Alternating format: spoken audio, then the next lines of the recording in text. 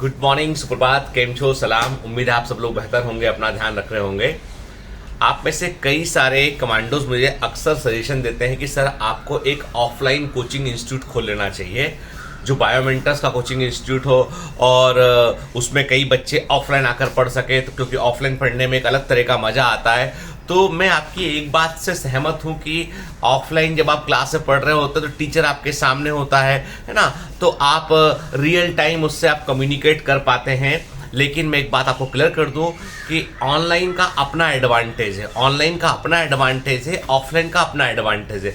You can not compare both things. कि आपको compare करने में थोड़ा मुश्किल होगा, कारण ये है कि ऑफलाइन में देर आर लिमिटेशंस कि आपका लेक्चर एक बार हो गया है तो दोबारा लेक्चर कैसे देखें। तो हालांकि कुछ कोचिंग इंस्टीट्यूट जो है वो वीडियो लाइब्रेरी को मेंटेन करते हैं, ठीक है, लेकिन तब भी मैं क्लियर कर दूं आपको कि offline comes with A cost. Offline कोई भी इंस्टीट्यूशन जो है वो एक कॉस्ट, बड़ी कॉस्ट के साथ आता है, ठीक है, और बड़ी कॉस्ट के अगेंस्ट लड़ने के लिए ऑनलाइन ही सबसे बेस्ट मीडियम है।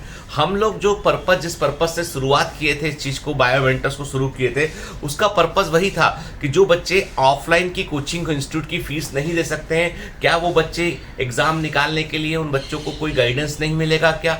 हम लोग जो भी शुरू किए थे वो यही सोचकर शुरू किए थे कि बच्चों को, हर बच्चे को जो है एक प्रॉपर गाइडेंस मिलना चाहिए ताकि कॉम्पिटिटिव एग्जामिनेशन में कभी वो कमतर फील ना करे वो, and it should come with A lowest possible cost, उस पर होना चाहिए और फैसिलिटी पूरी ऑफलाइन जैसी होना चाहिए।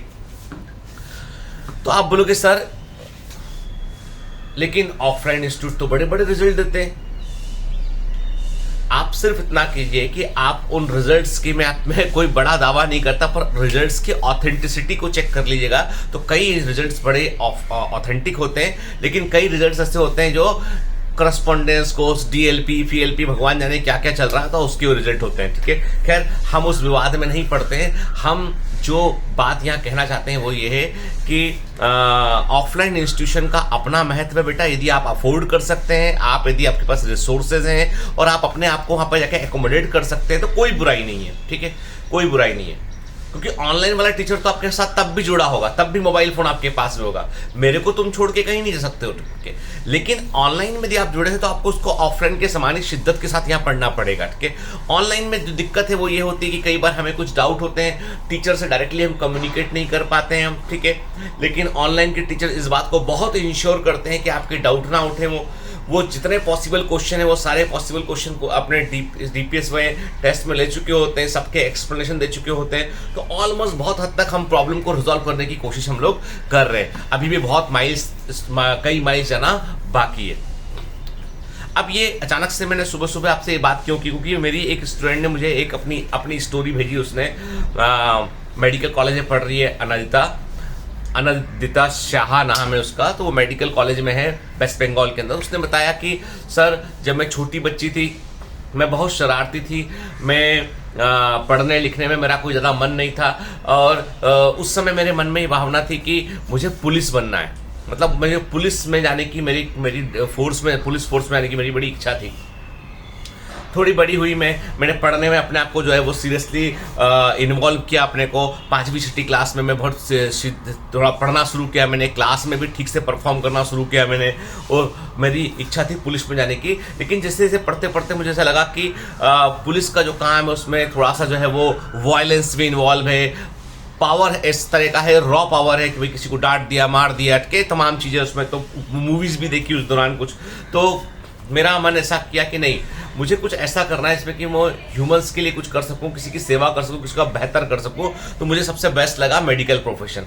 देन मैंने फिर डिसाइड किया कि मुझे डॉक्टर बनना है। 9th-10th के आसपास बायोलॉजी लिया, बायोलॉजी फेवरेट सब्जेक्ट था उनका। तो उसका बोलना ये था कि उस समय जब मैंने बायोलॉजी लिया तो उस समय कोई जानकारी भी नहीं थी जहाँ वो रहा करती थी वहाँ पर कि ऑनलाइन भी कुछ होता है, ठीक है, कोई जानकारी नहीं थी।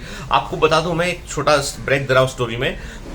2016-17 में जब हमने ऑनलाइन पढ़ाना शुरू किया हम लोगों ने, मैं था, कुछ और 1-2 टीचर और भी थे उस समय, बहुत ही कम टीचर थे जो रेगुलर पढ़ाया करते थे यूट्यूब पर। बायोमेंटर्स पहला इंस्टीट्यूट था, इसने अपने पूरे सेशन को एकदम बिल्कुल ऑफलाइन के समान रेगुलर यूट्यूब पर लिया उस जमाने में।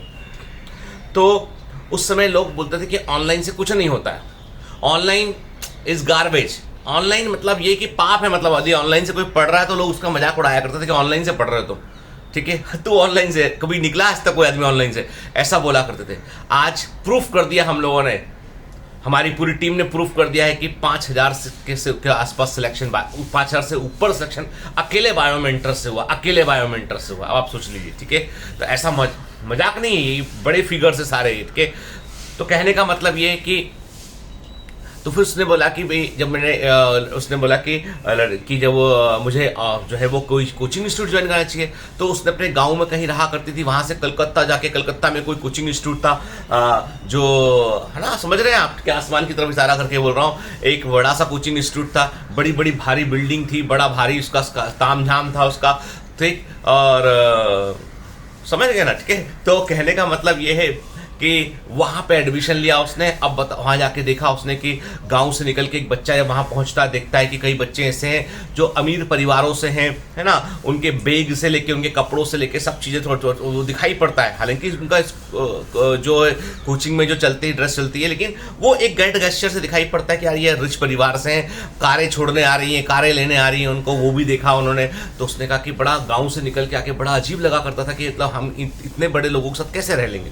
चलो, हिम्मत क्या, मन में दोस्ती भी किया उनसे। उसके बाद फिर क्या है, अकेलापन, पीजी में रहना, हॉस्टल का खाना खाना, अकेले रहना, सर दुख रहा है, तकलीफ हो रही है, बुखार आ गया है तो कोई देखने वाला, तो बहुत सारी चीज़ें ऐसी होती जो हमको लगता है कि हम जब अकेले निकलते हैं बाहर ना, तो हमको बड़ा अजीब फील होता है हमको। तो वो जो होम सिकनेस है उसकी फीलिंग आने लगी धीमे धीमे।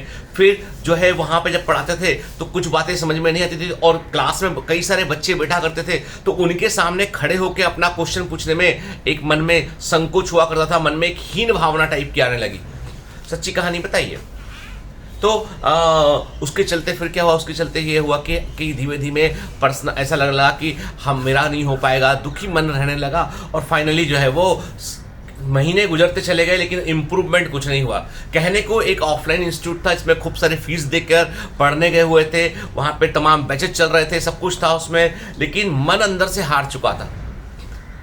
तो फिर फाइनली एक दिन जब वो लौट रही थी, वहाँ से लौटते में जो है वो उसने कहीं बैठ के किसी जगह पर, वहाँ पर उन्होंने जो है वो यूट्यूब पे कुछ ढूंढना शुरू किया कि मैं क्या पढ़ सकती हूँ यूट्यूब पर, मैं क्या कोई मुझे पढ़ा देगा यूट्यूब पर। तो उनको फिर बायोमेंटर्स मिला, और उन्होंने बायोमेंटर्स से जो है वो पढ़ा। तो कुछ महीने रह गए थे एग्जाम को, तो उतना अच्छा परफॉर्मेंस नहीं रह पाया, क्योंकि बायोमेंटर्स में तो बहुत सारा कंटेंट पढ़ाते हैं। बायोमेंटर्स की सबसे खराब बात यह है कि बायोमेंटर्स में दबा के पढ़ाया जाता है, जमकर, मतलब कि जो ऑफलाइन में यदि आप नोट्स देखेंगे तो जितने ऑफलाइन के नोट्स है उतने ही नोट्स बायोमेंटर्स के होते हैं। बायोमेंटर्स में कोई शॉर्टकट नहीं, कोई भी ट्रिक नहीं, कोई भी गिमिक्स नहीं। पढ़ोगे तो एग्जाम जरूर निकलेगा। उस साल नहीं निकला, पर बायोमेंटर्स से उसको यकीन हुआ कि नहीं, इनसे पढ़ूंगी तो एग्जाम निकल जाएगा। देन उसके बाद उसने जो है 1 जून से उसने बैच को शुरू किया, पूरा साल भर फॉलो किया, और घर बैठ के, गांव में घर बैठ के पढ़ाई की। और वो तमाम जो भी आसमान पाताल जो भी नोट्स थे वो सब उठा के एक तरफ फेंक दिए, और सिर्फ बायोमेंटर्स फॉलो किया, एनसीईआरटी फॉलो किया, और एग्जाम में फोड़ दिया। बढ़िया रैंक पे जाके के अपने जो है वो वेस्ट बंगाल में अपने घर के पास जो भी कॉलेज मिला, क्योंकि होम सिकनेस एक बड़ा इशू था, वो समझ चुकी थी इस बात को, उसने वहां पर बढ़िया अपना एडमिशन लिया। ये कहानी सच्ची कहानी है। तो हर चीज हर व्यक्ति के लिए काम नहीं करती है। कुछ लोग ऐसे होते हैं जिनको ऑनलाइन कभी काम नहीं करेगा, क्योंकि उनको सेल्फ मोटिवेशन अंदर से आते ही नहीं। उनको जब तक धक्का नहीं मारो तब तक वो आगे बढ़ते ही नहीं है। कुछ लोग ऐसे होते हैं, तो उनको ऑफलाइन में मजा आता है। कुछ लोगों को दोस्तों से बतियाने में मजा आता है कि भैया ऑफलाइन कोचिंग इंस्टीट्यूट जाएंगे तो वहां जाके बात करके बतियाएंगे हम, कि उसमें मजा आता है। तो कंक्लूजन क्या ऑनलाइन बुरा है या क्या ऑफलाइन बुरा है, क्या अच्छा है क्या बुरा है, ये दिमाग में अक्सर क्वेश्चन चल रहा होता है। पर सच्चाई तो ये है कि इसका कोई एग्जैक्ट आंसर नहीं है। देर मस्ट, क्योंकि ह्यूमन बींग्स के लिए, ह्यूमन ब्रेन की वायरिंग के लिए कोई फिक्स आंसर नहीं है कि तुमको ऑनलाइन शूट करेगा या ऑफलाइन शूट करेगा।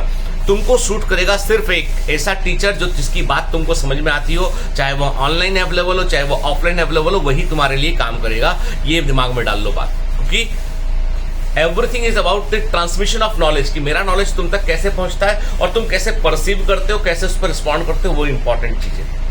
इंपॉर्टेंट ऑनलाइन ऑफलाइन कुछ नहीं, इंपॉर्टेंट तुम्हारा करियर है। सबसे इंपॉर्टेंट चीज वो कि वो तुम्हारा करियर है, वही इंपॉर्टेंट चीज है। बाकी सब चीजें जो है वो नेग्लिजिबल है, उसके सामने कुछ भी नहीं है। तो बायोमेंटर्स में जो आपकी रिक्वेस्ट आ रही है उसका सॉल्यूशन क्या निकाला हमने?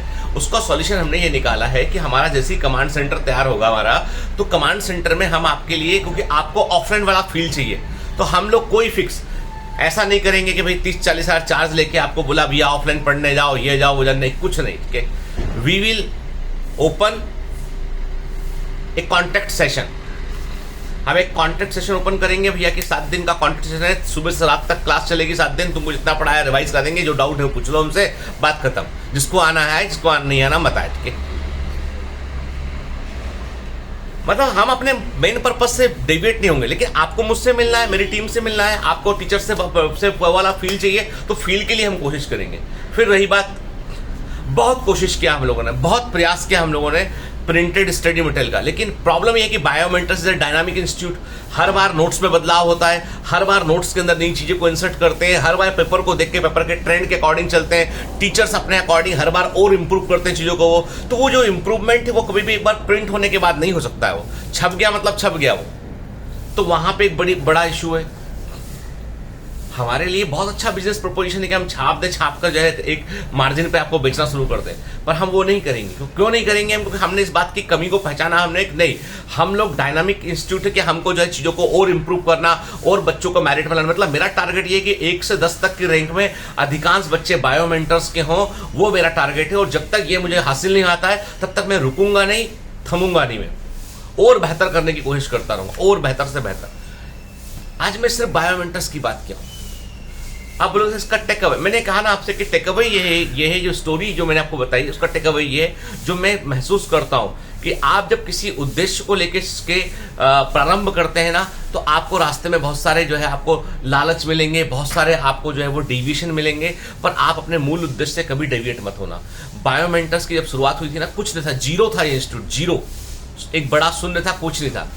शुरू हुआ, ये ऑनलाइन की बात कर रहा हूँ, शुरू हुआ, लेकिन बायोमेंटर्स को आप गूगल करोगे तो आपको ऑफलाइन इंस्टीट्यूट जो है वो 2001-2 वाला भी इंस्टीट्यूट आपको दिखाई पड़ेगा गूगल पर। ठीक है, खैर उसका पता दिखाई पड़ेगा आपको।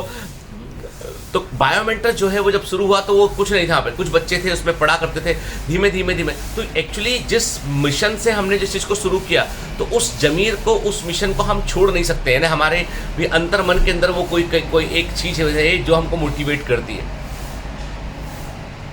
तो वो हमारे लिए बहुत इंपॉर्टेंट चीज है। तो मेरा मानना यह है कि आप सभी लोगों को अपने जीवन में एक लक्ष्य तय कर लिया आपने ना, उस लक्ष्य से कभी डेविएट मत होइए, चाहे तमाम उठापटक हो जाए। आपने कोई चीज को ठान लिया है तो उसके लिए आगे बढ़िए, लगातार उसके लिए प्रयास कीजिए। क्योंकि जब आप अपने इंटेंशंस में, उद्देश्य में प्योर होंगे आप, तो देर तो लग सकती है पर जीतेंगे तो आप ही।